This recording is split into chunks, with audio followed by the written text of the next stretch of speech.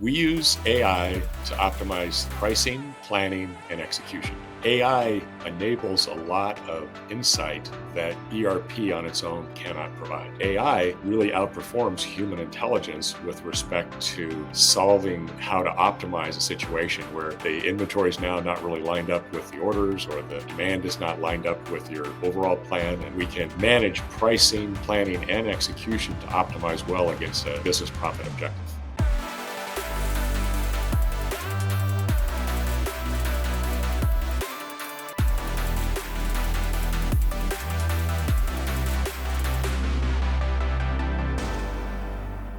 Hey, Ansel Lee here.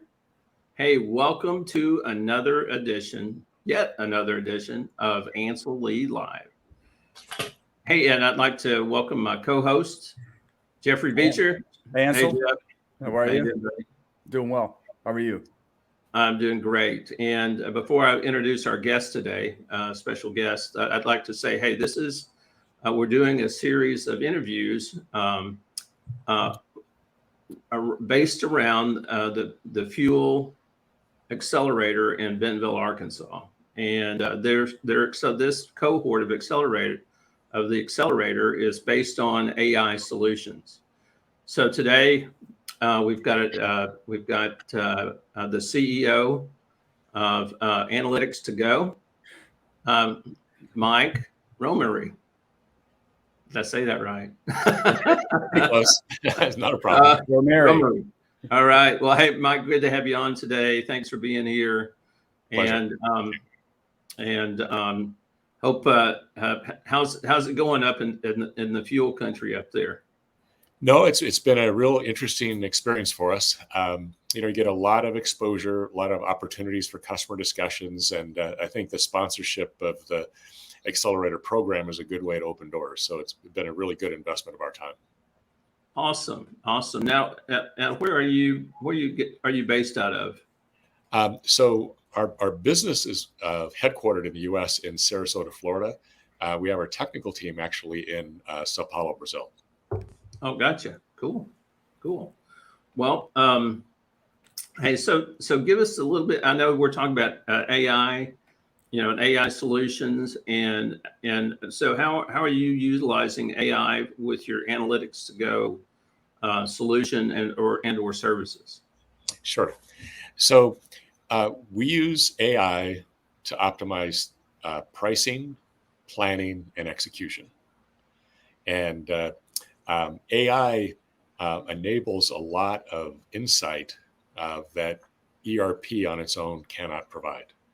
So we've all understood for a long time, but we forget that there's two underlying assumptions in any process-based planning approach, which are the demand is predictable and that the suppliers are reliable. And they're not. And so once you get out of sync, then it's really hard to get back into sync. But AI really outperforms human intelligence with respect to solving how to optimize a situation where the inventory is now not really lined up with the orders, or the demand is not lined up with your overall plan. And we can manage pricing, planning, and execution to optimize well against a business profit objective. Awesome.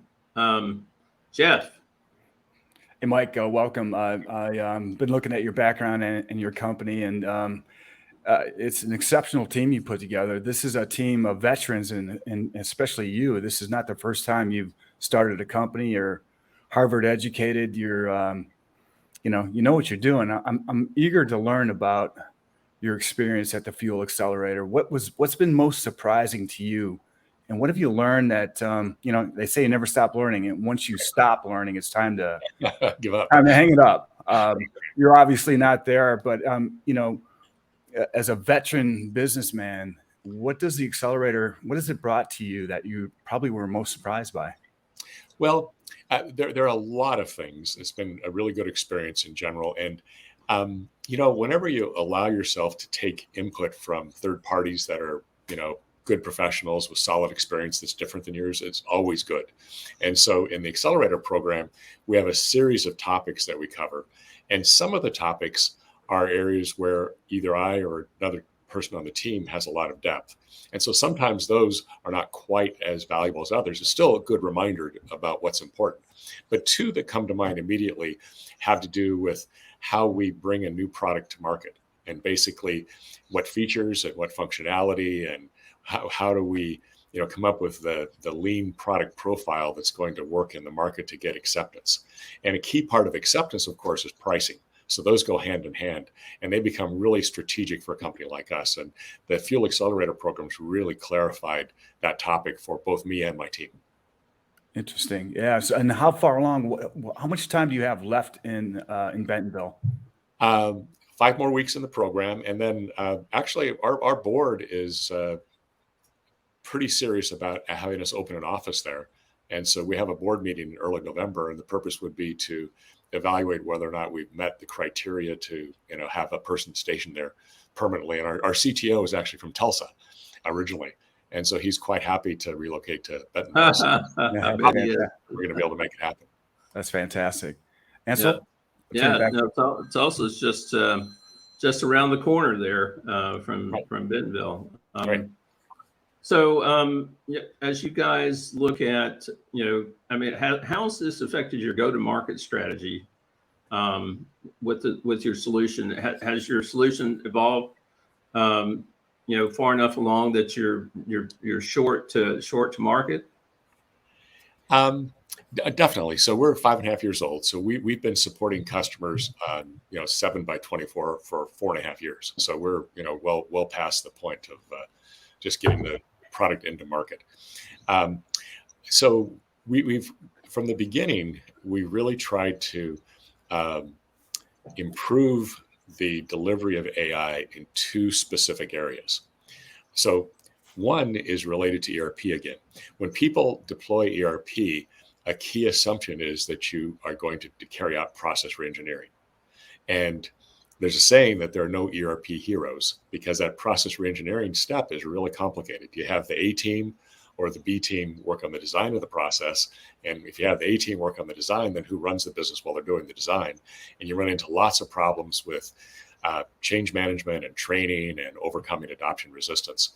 So one thing that we've done to innovate our product is we allow people to use AI within their existing workflows. So we identify either process problems or other pain points that they may have that are susceptible to AI, and we bring the AI right to their screen.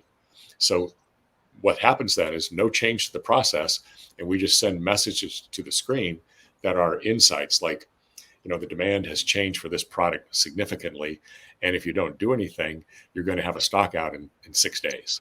And we also provide a decision recommendation at that point that can be just accepted online, and then the underlying transactions to ERP will be carried out.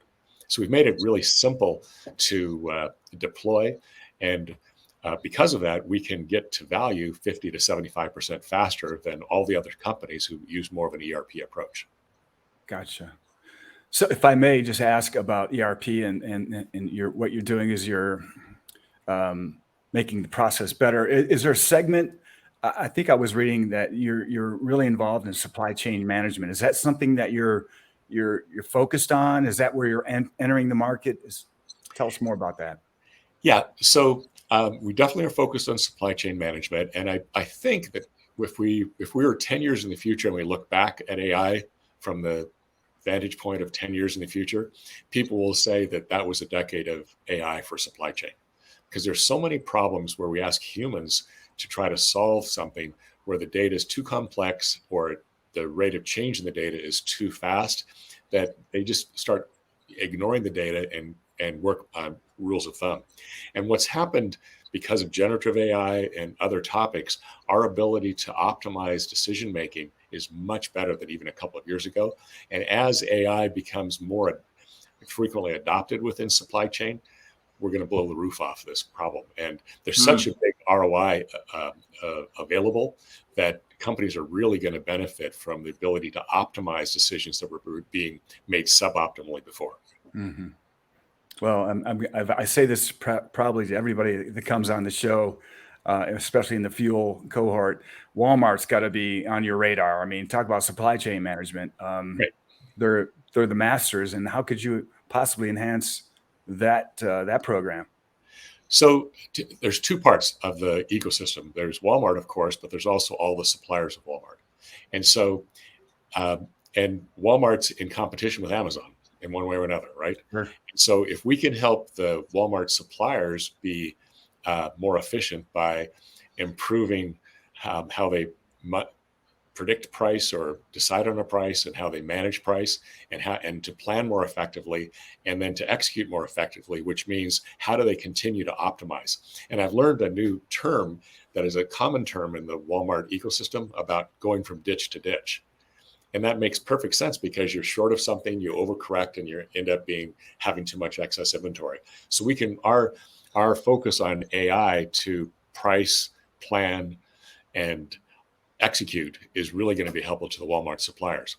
Then, in addition, we have a data solution we call Felix that is a highly automated approach to manage all of the data requirements associated with AI engines, the part of the algorithms that actually do the work. And they have special requirements. And our engine has a similarity to the approach with using AI, in that we can manage all of the new and unique data requirements that are driven from supply chain for AI without requiring our customer to change their IT landscape. So in both cases, we don't put a big obstacle in front of the ROI. That's fascinating. I wish you well in that endeavor. Ansel, I'll turn it back over to you, unless you want to talk about the calendar that's behind him. Well, the world's first calendar came from Egypt. And so the Egyptians about now almost 5,000 years ago came up with a 12-month calendar and gave it to the rest of us. I actually thought it was a family crest or something. I get that pretty often, actually. Yeah. Yeah, and I think Jeff was, it's amazing that my calendar is, right here now. Yeah. It's amazing. 2,000 years. Yeah, I haven't been around that long, but it seems that way sometimes. But when I first got into healthcare and technology, it was 88, and we've just come a long way in both worlds, both in technology. There were no PCs at the time. And everything had green screen, but healthcare was different as well. Reimbursement and that they really they started sending electronic claims, which was a big deal back then. So the advancements we've made over the last 30 plus years. I see AI being, I think we had Andrew on here. Andrew really, I thought he spelled it out really well about what AI can do for solutions right now. It's really, it's just shortened the curve on technology and solutions. And do you see the same thing? Definitely in healthcare or in more generally. It's just general, yeah. Yeah. So let's talk about this ditch to ditch problem. So once you get out of sync, then the technique that's used right now is we have some reliable person do analysis for 2 or 3 days, probably using Excel spreadsheets and trying to figure out what the best course of action should be. And they go through an executive meeting and they talk about what it should be. It's hard for him to or her to explain all of the analysis that was done and to really persuade people. And so you end up having to just trust the individual. Wouldn't it be better if we had a consistent set of scenarios that we could run to evaluate alternatives with different assumptions about what happens next, so that you could pick the scenario that's most optimal?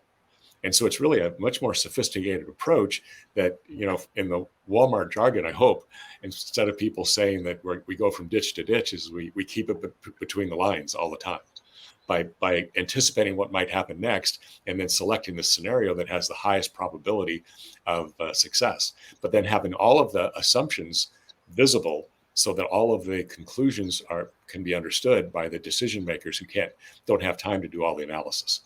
And that's where AI can come. And so we're going to really change the sophistication of decision making going forward in supply chain, and there'll be extraordinary changes. One thing I would like to mention that's related to this, but it's more of just a nuance. Everyone hears about Chat GPT. So there's a category of AI called generative AI that is changing everything. So we've been doing optimization in supply chain for a long time, and we have one customer where our optimization engine takes about 12 hours to complete, and we're just shifting that over to generative AI. And the initial result, which wasn't perfect, but the initial run using a generative AI approach, which is kind of like a super highway of data and processing, we reduced that from 12 hours to 12 minutes.